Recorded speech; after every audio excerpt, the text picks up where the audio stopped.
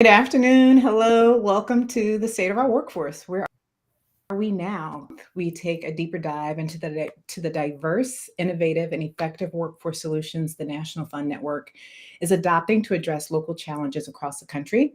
My name is Michelle Wilson, and I am the Director of Learning and Evaluation at the National Fund. I am so excited to have Abbie Langston, newly minted Vice President of Research at PolicyLink. Woohoo! And Joan Chase, Senior Director of Strategic Initiatives at the Fund for Our Economic Future, joining us today. Hello, hello. How are you all? Oh, thanks so much for having me. Good. Doing well. Happy to be here. Yes, good to see you both. Are you good? Oh, yeah. All right, let's do it. Yeah, so I'm excited about this conversation because we're talking about data tools, and this is something that's near and dear to our hearts at the National Fund, making data accessible. And so obviously we have a new tool we want to talk about, an update to a tool that we've used for quite some time. And so ready to dig into that. And so Abbie, I'm sorry, Joan, I'm going to start with you first. Talk to us about this new tool that you have and why. Absolutely. So I work for the Fund for Economic Future, which is a nonprofit here in Northeast Ohio that's really dedicated to growing an equitable economy for everyone. So we have launched a new tool called Where Matters, which you can find at wherematters.us, that we're really excited about. And this is a tool that tries to make visible so many of those factors that go into a business who is making a location decision. We try to make the invisible visible. And we think that is so important right now because there's this massive amount of federal dollars going into the US economy, specifically to fund manufacturing. So we know in the next 1 to 2 years, billions of dollars in manufacturing facilities are going to be built. And when it is thinking about the built environment, it's so important that we are thinking about how the location of those businesses connects to residents, connects to communities, and make sure that those jobs are accessible to all folks in a sustainable way. That's great. I've played around with the tool, but I'm really curious about target audiences. Like, who's this for? Who do you see using this tool? And tell us more, because it's also a national tool as well, too, correct? So It is a national tool. So it is a tool that covers all metropolitan areas in the lower 48 states. So metropolitan areas, I know there's data folks on here, but some folks might not know. But those include both big cities, but all of the surrounding counties around those. So it really covers a wide swath of the US. And we're hoping the audience can be really diverse for this tool, not just data geeks such as myself, but it's really easy to use. Just like Google Maps, you can put in an address and get a score for how accessible a site is for talent, for equity, and then also thinking about commuter emissions.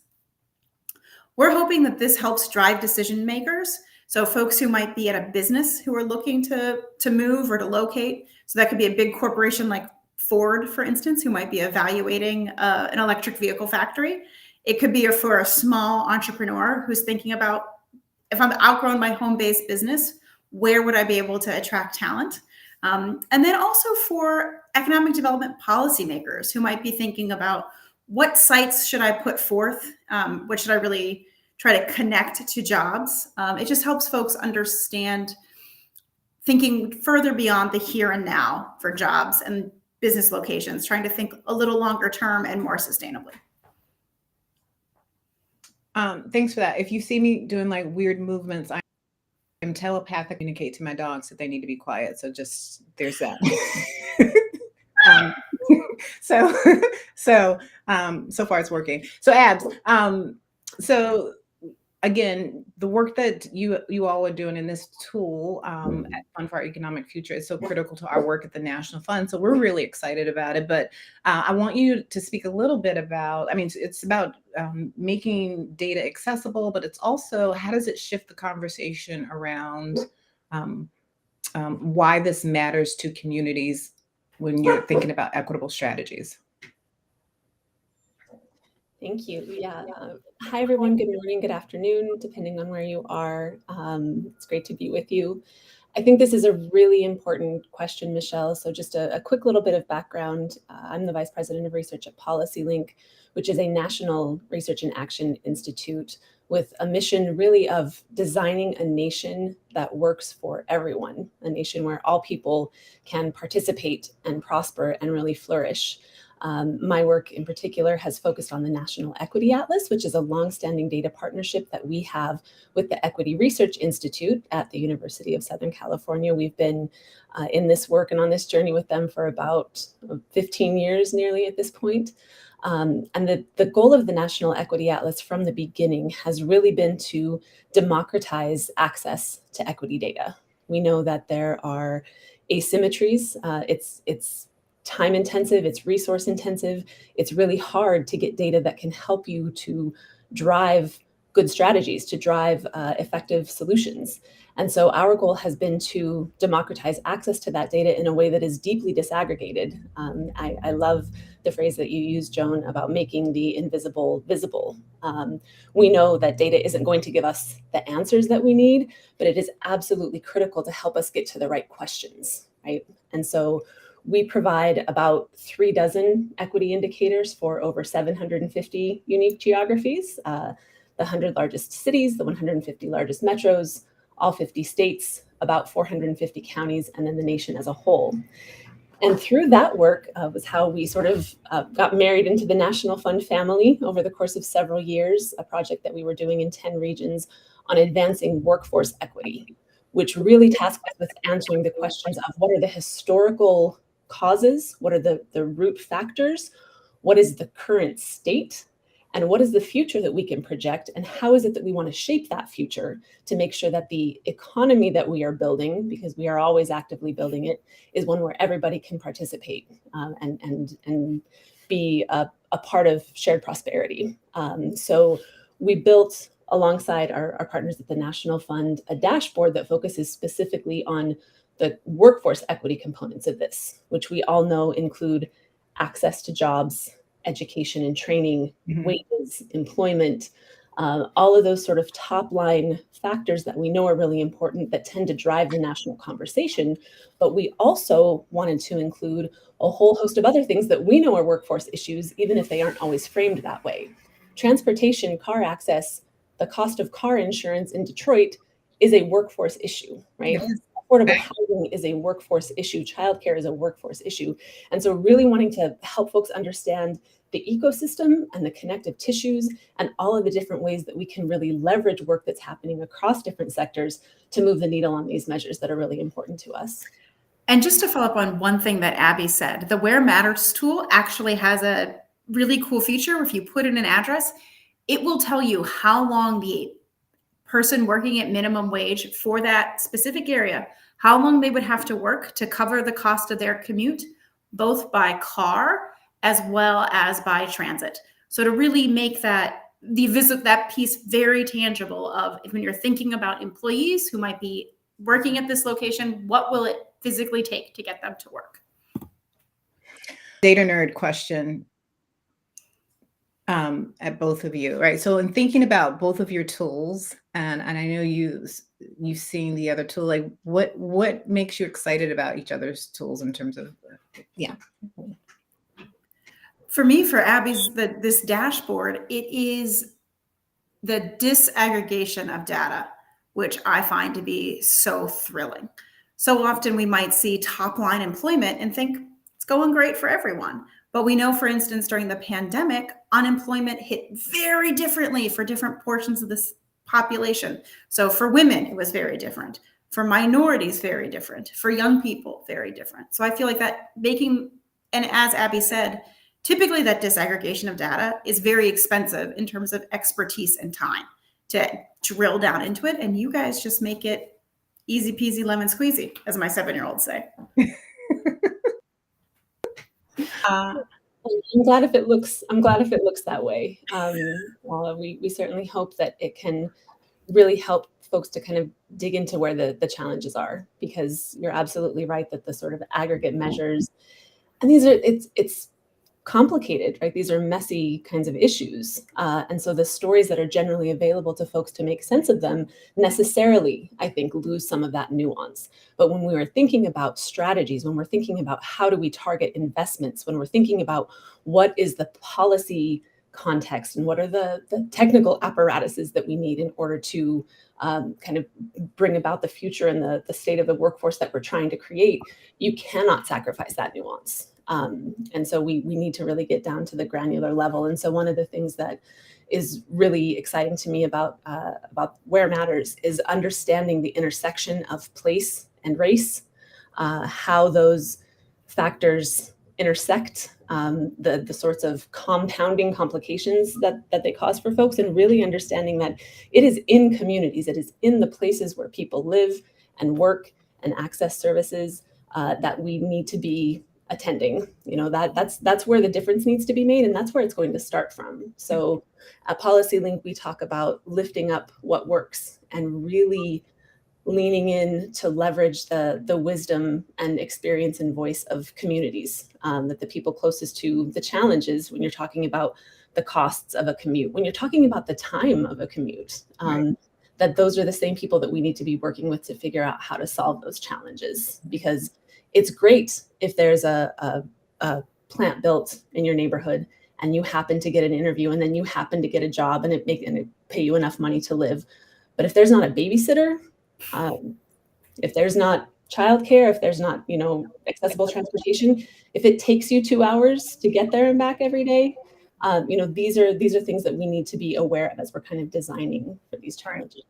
I mean, and this is, so obviously you are here for a reason, because you're a part of our network in some way, you're connected to our network. And, at the National Fund, our 3 big goals are around all workers having the thrive, all jobs are good jobs, and race does not dictate employment. So the combination of the tools that you have really empowers communities, employers, workforce practitioners, economic developers to really get in there and wrestle around with the data in ways that we can build strategies. So that really makes me excited when I see the work that you all are doing with this and how it connects to our work at the National Fund. And one other thing we've been in this space around the advancing workforce equity for quite some time. And Joan, please jump into the conversation. Occupational segregation, right? We talk about it.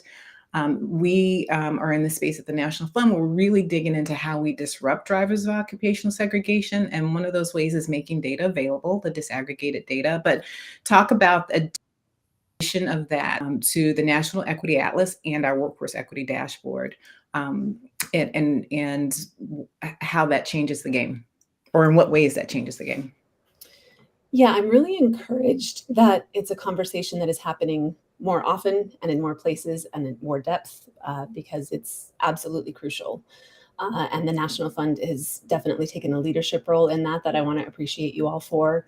One of the places where I think that conversation could use a little bit more pressure is in how we imagine occupational segregation to be a challenge, influencing the solutions that we put priority on, right? Mm-hmm. We tend to think of, and I think there's a conversation that's really critical and really important about how do we remove barriers to high quality jobs, high quality careers in sectors and industries that are highly segregated by race, by gender, et cetera.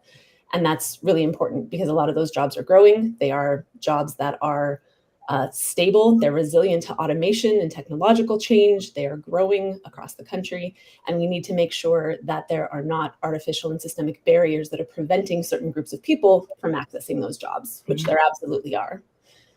But there's another end of that periscope that I think we also need to be attending to, which is why are there groups of people of color, women of color who are highly concentrated in jobs at the other end of the spectrum that are very low quality, right? Not because the work isn't good. It's right. Good work to be doing. It's right. That the jobs aren't good. And right. So when we're thinking about diversifying at the top end, I also want us to pay equal attention to what would it mean to diversify, sort of across the workforce. Yeah. To think about the job quality improvements, the stability and pay, benefits, resources, but those jobs are also growing. Yeah. Right? When we think about those lower quality jobs. And one of the things that I think is really important that the National Equity Atlas tool offers is not just a snapshot of the here and now, what does occupational segregation look like, But if we don't do something about it, if we don't interrupt and dismantle that sort of system, what's the workforce going to look like in 10 years? What are the projections? What is the forecast for job growth for Black workers if occupational segregation doesn't change? And so we have this opportunity right now to get a really clear picture that there are these economic gaps, there are these workforce gaps that are yawning already. Right. And if that there are interventions that we need to make now to prevent that from getting worse in the future, which is the only thing that's going to happen otherwise. Right. And so what I think you're saying, so it goes beyond the top line of how unemployment for Black workers has increased over a particular time, but you got to get to the why of it, and if we really are to disrupt that. I'm watching time, but Joan, is there anything that you want to add to that conversation? Because for both of you, I'll like hop in if there's something that you want to add or questions. No, I just full send on Abbie's comments. Okay, so as we move towards the end of our conversation today, obviously we could talk forever about this, and would love to. I'm curious how people might access. So Josh is going to put in the links to both of these. Well, to the National Equity Atlas, to our Workforce Equity Dashboard, and to Where Matters. So all of those links will be there, available for people to dig in. They're pretty accessible. I've played around with them both. Obviously, I work with the National Equity Atlas data and our Workforce Equity Dashboard. But I'm curious, folks who are nervous or uncomfortable about getting into the data or making sense of it, what tools are available? What resources might there be in order for people who may have some concerns about data? Absolutely. So I'm a data dork. I love talking about data. Please call me. My contact information is listed on the Fund for our Economic Future website. We will also be rolling out webinars. And if you are really interested in this, I think, or even if you are kind of, is this for me? I think it's important to see this in the broader context of we're seeing massive federal investment in manufacturing, and we know there's going to be trillions of dollars of investment made in these next couple of years. And when we think about the built environment, if inequity is exacerbated or remains entrenched, it's really, really hard to undo. Yeah. So the time is now. So please get into this work just because it is so important going forward. And the National Equity Atlas has a lot of resources available on our site. There's a tab at the top that says Data in Action, and under that you can access training, webinars, tools, tutorials. We are also happy to offer kind of more one-on-one support. So please feel free to reach out to us as well, info@nationalequityatlas.org. But I also want to say really quickly that for folks who are nervous about data or feel like they're out of their depth, it's not true. Data matters and it's a tool, but it's not the only way to know things. And the things that you already know and the questions you're already asking are also really critical. So get in the mix. Thanks for that. And I will offer, the National Fund also has tools on there. We have webinars where Abbie and I have both conducted deep dive the Equity Atlas and the Workforce Equity Dashboard, where we take you through the process that was used in the Advancing Workforce Equity work around drivers of inequity and how to look at the data. So lots of tools out there in all three spaces. So I encourage you to dig into that.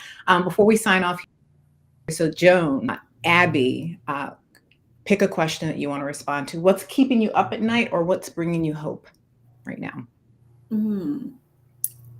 I'm definitely thinking about making sure that manufacturing is not just going into new manufacturing into far-flung greenfields where so much of our community and residents cannot access it.